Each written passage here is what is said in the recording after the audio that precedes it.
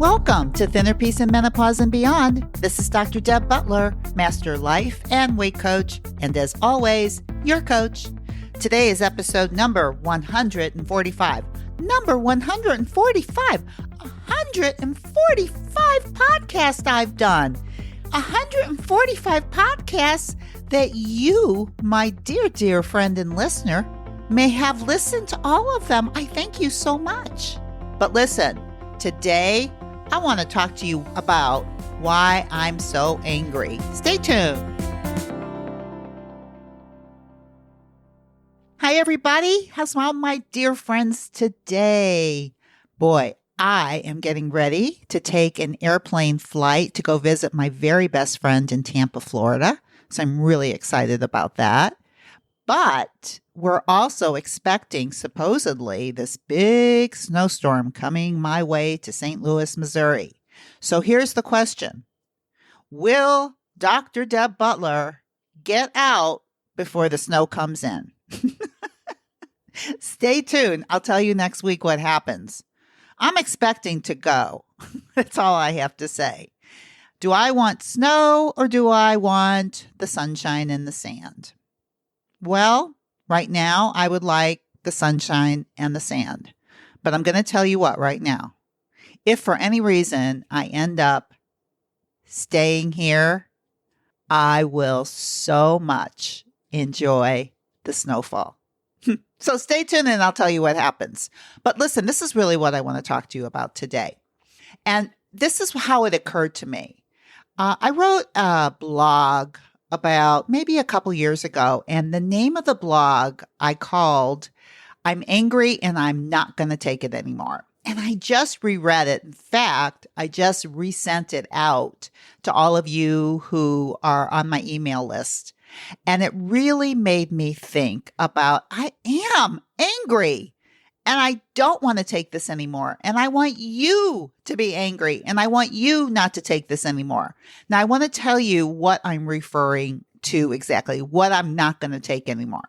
Now, this is how the scenario came up and why I wrote this blog. And I'm just going to read you the blog again because I just think it's so important for all of us to take into account how our minds work and how our minds work around food and how we create all of these feelings about ourselves based on how we think about food. It makes me mad. Let's just put it that way. So here's what I wrote, and then I'll tell you a little bit more about it. So this is how I started. I asked, why am I so angry? Well, I was out to lunch with my mom today, and we went to this new little cafe that had beautiful artisanal baked goods, and we really enjoyed them. We were planning on making a big family dinner, so I suggested getting some of these delectable foods for dessert. And here's what she said. Don't get anything I really like, so I won't be tempted. And I said, Mom, you want me to get things that you don't like because you think you'll be tempted if you really like it and that you think that you won't be able to control yourself, so get something you don't like? You get where I'm going. My mom is 85 years old and she still thinks this way. This is the year I will do everything in my power to help women change the way they think about food and therefore themselves. I'm angry and I'm not going to take it anymore. What will it take for you to know without a doubt that you can control yourself around food, any food?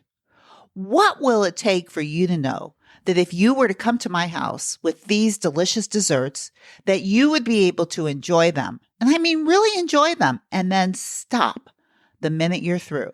No guilt, no anger, no temptation, just plain done. I just don't want it anymore. And still lose weight. And I want to tell you something. It is possible. Now, I have a program made specifically for this problem. It will forever revolutionize the way you think about food.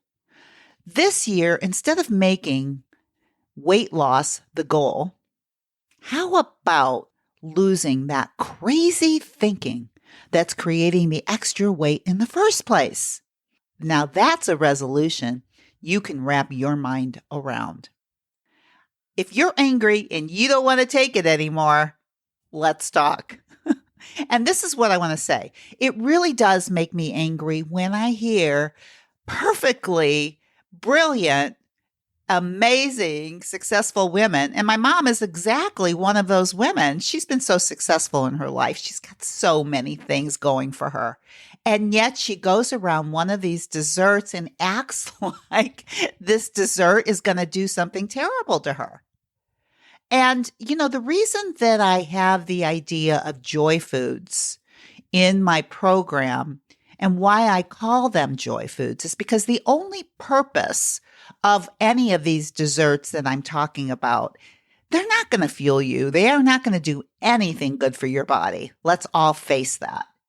But there is an enjoyment factor to eating them when you put them on your tongue and you chew it.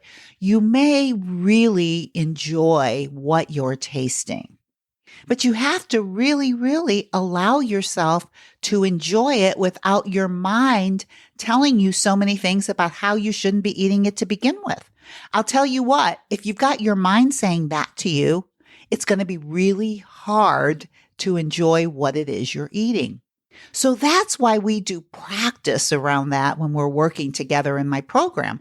We practice what it's like to eat something with no nutritional value that has a huge, for you, joy factor, or you really like the taste of it. But here's the thing, and really our brain works like this too. Once we've tasted something and we've gotten that enjoyment factor of it, it never stays that high for that long. And it's really true. If you really practice and eat something and eat it and enjoy every bite, how many bites do you really need to enjoy it? I really want you to think about that. I really want you to try that. Now, I want to give you the opposite idea to think about, the opposite of eating joy foods. Okay, so you know that when either you're working with me or you've probably heard on many of my podcasts or from my clients that we go through a time where we actually take these joy foods out of our diet for a while. We take all sugar and flour out.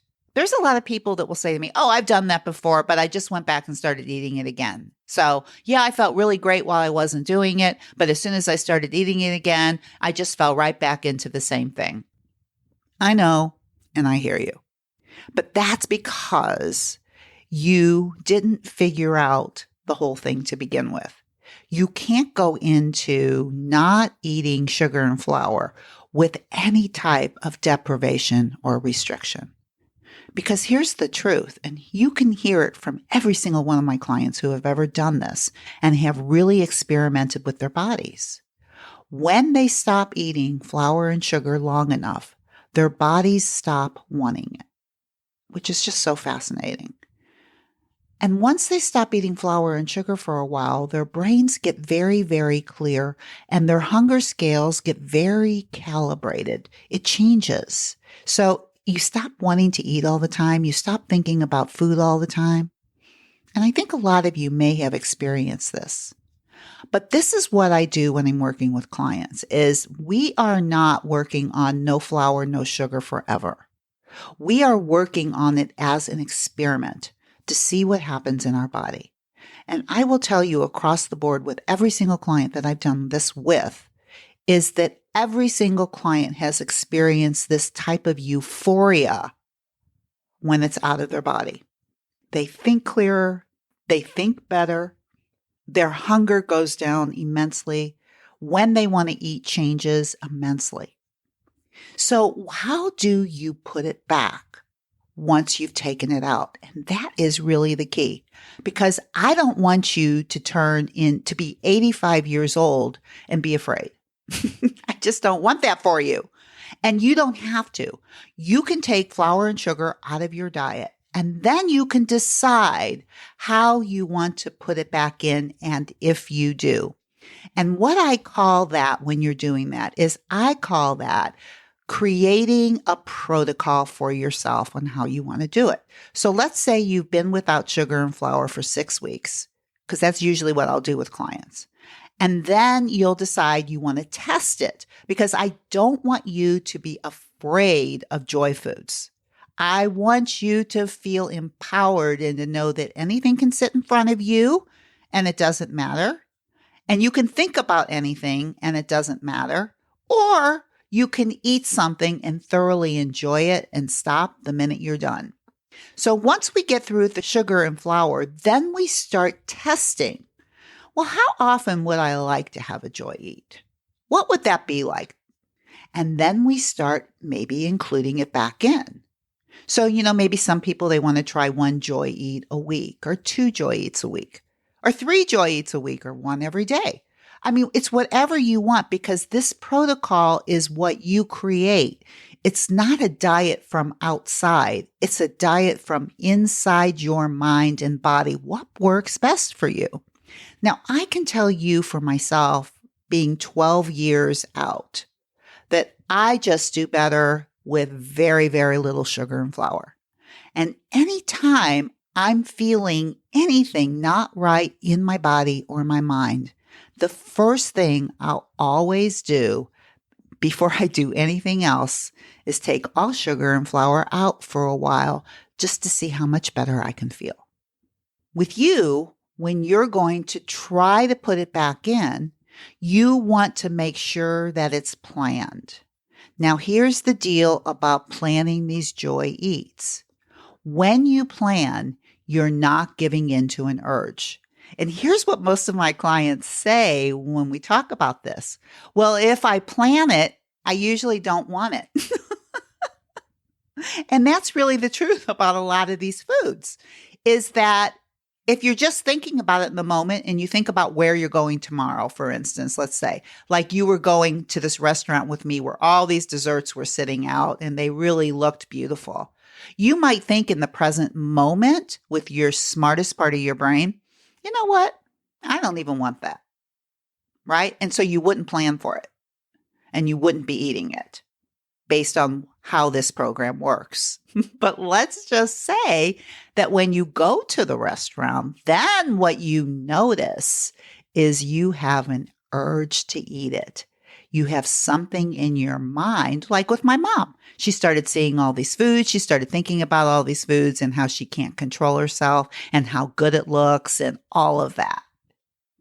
But really, if you know ahead of time that you're not going to eat it and you're not planning on eating it, then when you go there, you'll notice the thoughts that run around in your head that create these feelings of wanting to eat it.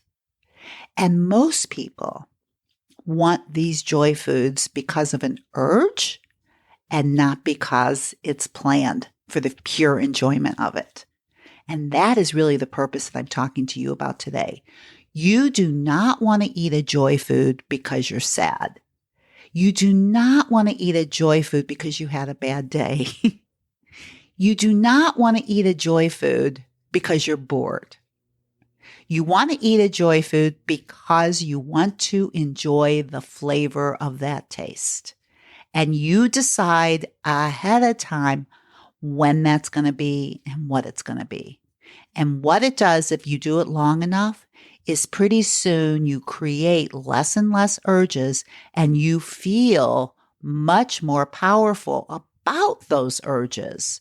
Instead of the urges overpowering you, you can manage your urges.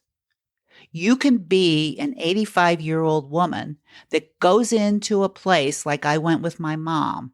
And number one, eat it and enjoy every bite and stop the minute you're through. And I'll tell you what, when it's me, what that actually means, it's usually 3 or 4 bites and I'm pretty good. Right? It's like, once the mind chatter is gone, I'm pretty good. And I'll bet you will be too once you drop all the drama. So this is what I'm talking about for our new year, for the next 12 months, and then for the rest of your life. I want you to be angry and not take this anymore. I want you to be the woman that sits at a table with all of her friends with a bread basket filled with beautiful looking bread and know that you can eat it or you cannot eat it. But that bread has absolutely no power over you. I want you to know that you're the woman who, when you go in and you see all these desserts, you can take them or you can leave them. I want you to know that those desserts have zero power over you.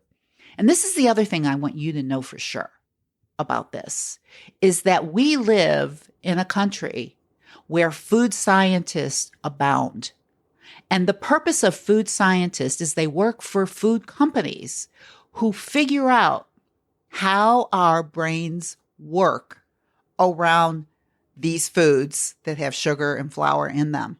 And they have figured out to a science what the bliss points are in our brains to want to keep eating. And you know what? That should make you angry. That should make you angry to know that if you decide to eat these foods, you are going to have a brain that's going to be saying, eat more, eat more, eat more. And it's manipulated to do that. And that should make you angry enough to go, you know what? You can't make me do anything because there is a power above and beyond that. And that's called the prefrontal cortex of your brain that knows best. That's what I want you to use. So I want you to use this concept of anger to only do one thing. And that is to know without a doubt that I don't care what food you're around, that the best thing for you is to feed your body fuel, to take care of yourself, and to know without a doubt that you can take or leave any food, no matter what it looks like, no matter how good it tastes, no matter how delicious it is. Because this is what all of you say. Oh my gosh, that is so delicious, or that's so beautiful, or that's so yummy. All of that. Just remember that if that thought creates any kind of urge for you, you can manage the thought, not eat the food. And sweetheart, that is where all your power lies.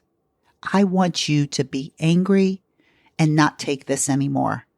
Take back your power and own it. Let this be the year that you not only weigh what you want to weigh, and not only that you love the way you look, no matter where you are, that you have eyes that when you look at yourself through your brain, you like what you see only because you like who you are. And to know that when you look and you see any food, that it's always a choice. That's what I want for you. So listen, you know what I'm going to say. No matter what else you do today, no matter what else you do today, no matter what else you do today, you must be very, very kind to yourself. And I'll talk to you next week. Bye-bye. I would like to invite you to correspond with Dr. Deborah. Go to iTunes, drdebbutler.com/iTunes. And you can review the show, and you can even give some helpful suggestions on what you would like to talk about in the future to accomplish your mindfulness and your journey into mindfulness. Thank you.